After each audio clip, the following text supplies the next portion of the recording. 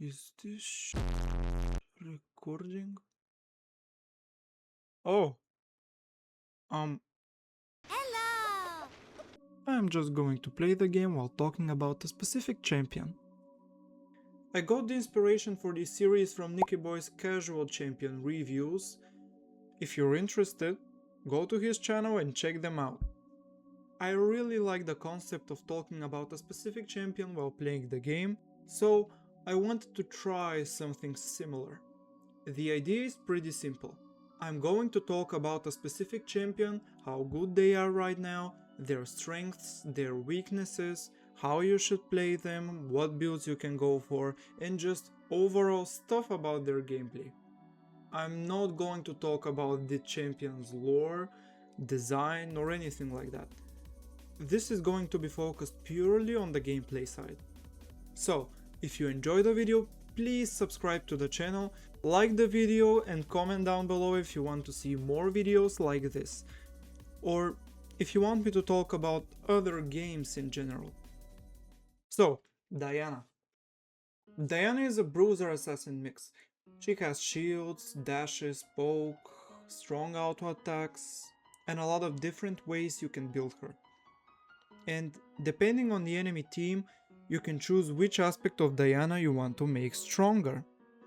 For example, if the enemy team has a lot of melee bruisers and tanks, you can go for Bruiser Diana. You know, Conqueror, Dusk and Dawn, Riftmaker, and so on. But if the enemy team is really squishy with a lot of ranged champions or assassins, you can build her more like an assassin. Items like Lich Bane, Shadow Flame, Storm Surge will do the work for you. Of course, one playstyle is going to be stronger than the other depending on the role you're playing, and right now, I think full AP Diana mid is in a much better spot than Bruiser Diana jungle. Diana mid is really strong because of her good wave clear, good early damage with electrocute, and her access to AP damage items. When you combine all of that with the mid lane, she becomes a really strong pick, even a blind pick. But Diana jungle, that's where things get a little more complicated. Diana jungle is really good in low elo, and when I say low elo, I'm talking about iron, bronze, silver, gold, and platinum. She's really good there because people don't really try to invade you that often. And even if the enemy jungler does invade you, most of the time they don't know how to properly use that advantage. They might steal one camp from you, maybe two, but they don't know how to keep the pressure going or how to turn the small advantage into something that actually wins them the game. And that's really important when you're playing Diana and any champion. Diana jungle needs a safe first and second clear so she can reach her first power spikes. Whether that's getting her ultimate at level 6, finishing her first item, or just getting enough gold to start taking over the game. And that's where she starts struggling higher up the ladder. She needs safety. And safety in solo queue is not guaranteed, especially in high elo. For example, if someone decides to invade you very early with a champion like Kha'Zix, Graves or Bel'Veth, your entire jungle can become extremely difficult to play. Yes, you can try to invade them back, but if the enemy team catch you, you're probably going to die and lose the jungle. But if nobody touches you until level 4 and you manage to pick up a couple of kills early, Diana can become absolutely unstoppable and she can carry your game no problem. Her clear becomes much faster, you can start building towards your core items, you can pick up a dark seal, and suddenly you're running around the map looking for people to kill. And I'm only talking about the early game here. If Diana reaches the mid game with Dusk and Dawn, Riftmaker and a stacked Dark Seal, she can do basically everything. She literally becomes Exodia.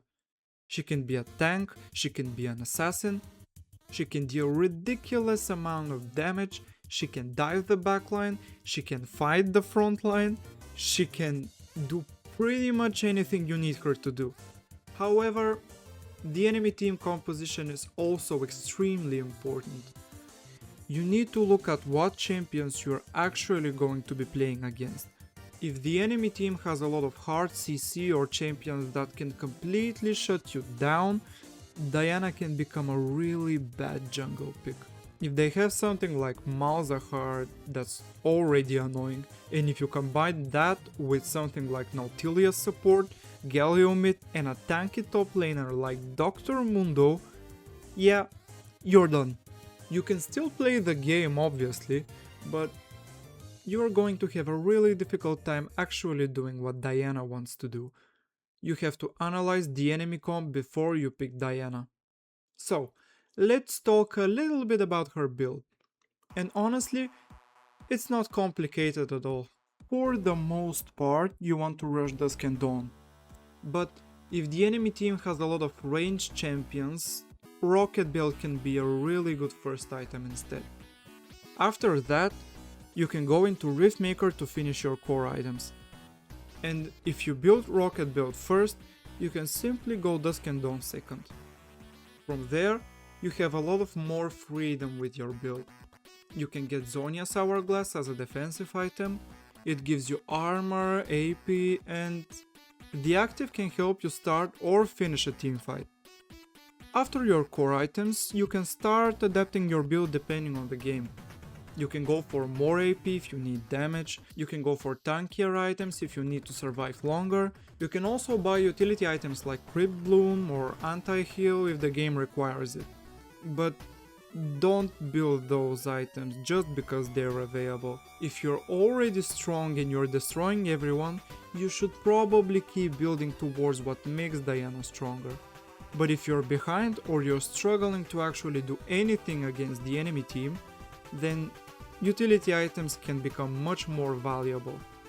Her build isn't completely locked, you can adapt it to the game, and I think that's something a lot of people don't take advantage of. Now, let's talk about how you actually play her. Let's start with her first clear. Like I said earlier, your first and second clears are really important on Diana. I always start on blue buff, no matter which side of the map I'm playing on. You always level Q first, then if you think there is a chance someone is going to invade you at level 3, especially when you reach the second side of your jungle, take W second. W will help you save a lot of health, especially when you combine it with a pot. This means you'll still be relatively healthy if the enemy jungler decides to invade you, and you'll actually be able to fight back or safely smite the invaded camp. But if you think you're completely safe and nobody is going to invade you, you can take E second instead. For your third ability, take whichever one you didn't take second. After that, your full clear is pretty straightforward. Just clear your red side, and once you're finished, you can look for a Scuttle Crab fight or a gank if you're in a good position. If you think you're going to fight for Scuttle, put another point into W.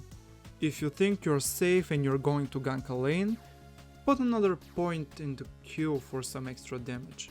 After your first clear, you want to continue with your second clear. You can also check whether the enemy jungler took the other Scuttle Crab. You're just checking for information.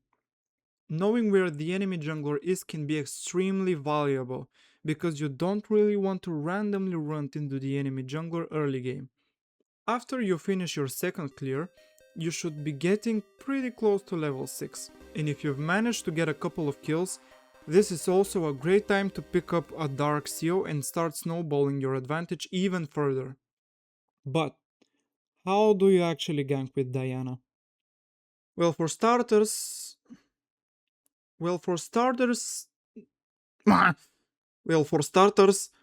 you don't have any hard CC. So you need to be a little bit more careful about when you choose to gank. Ideally, you want to gank a lane where your teammate has some kind of CC. For example, if your top laner has a stun or your support has a reliable engage like Nautilus has, that's a really good lane to play around. But even if your teammate doesn't have CC, you can still gank. You just need to wait for the right opportunity. If the enemy is pushed all the way towards your tower, that's when you can safely gank. If there is no space for you to chase the enemy, you shouldn't really be trying to force the gank. Don't just walk into a lane because you saw the enemy champion. Look at the wave, look at where the enemy is standing, look at where your teammate is, and most importantly, ask yourself, can I actually kill this guy? If the answer is no, just simply walk away. Okay, now that we know how to gank, let's talk about teamfights. And honestly, this part is pretty simple. If you're ahead in the mid game, especially if you have Dusk and Dawn, a level advantage or a stacked Dark Seal, you can actually act as a frontliner. You have a lot of health, you have a shield, you have a lot of damage, and you can stay in the fight for a surprisingly long time. So if you're ahead, don't be afraid to play aggressively. You don't always have to jump directly on the enemy ADC. Sometimes, just being in the middle of the enemy team and soaking damage while dealing a ton of damage yourself is more viable. But if you're behind, things change. If you're behind, you usually want to look for the enemy backline. The enemy carries probably aren't going to be as strong during the mid game. So if you can get onto them, you can still have a huge impact on the fight. And then we get to the late game. If you have a lot of items and you're strong enough, Diana can actually be the one who starts the fights. Especially if you have Zhonya's. You can Q, E, ult and then use Zhonya, and just like that, you've already dealt a ton of damage and hopefully forced the enemy team to use some of their important basic abilities. Obviously you shouldn't just do this randomly, you'll still need to look at the enemy team's CC, their positioning and whether your team can actually follow up. But when you have the right opportunity, Diana can be a really scary engaged champion. And again, if you're behind, you generally want to focus more on getting onto the enemy backline instead of trying to be the frontliner. So, after talking about all of this, is Diana actually good right now? Well, I'd say she's alright. She's not terrible by any means, but I also wouldn't say she's one of the best junglers in the game. Diana really depends on what team composition she's playing with, and probably even more importantly, what team composition she's playing against. And compared to Diana mid, I think jungle Diana is definitely weaker right now. You can even see the difference when you look at high ranking Diana OTPs.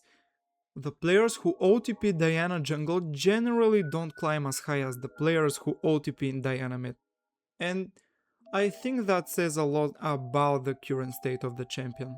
That doesn't mean jungle Diana is bad. I actually think she is a really good pocket pick to have. She is relatively easy to play and has healthy clear, she can snowball extremely hard, and when the enemy team gives you the space you need, she can completely take over the game, no problem. The issue is, the higher you climb, the harder it becomes to get that space. People punish your weak early game more often, they invade you more often, they track your jungle more often, and they can safely build a team comp specifically to stop you from getting any advantage. So I think Diana is a great champion to have in your pool, but she's a lot harder to OTP if you're trying to climb really high with her in the jungle. And that's the state of Diana jungle. If you made it this far into the video, thanks for watching. Comment down below, where do you prefer Diana?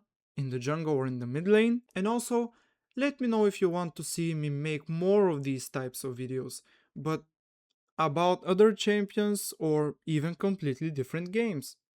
If you enjoyed the video, don't forget to like, subscribe and maybe leave a comment. And that's it.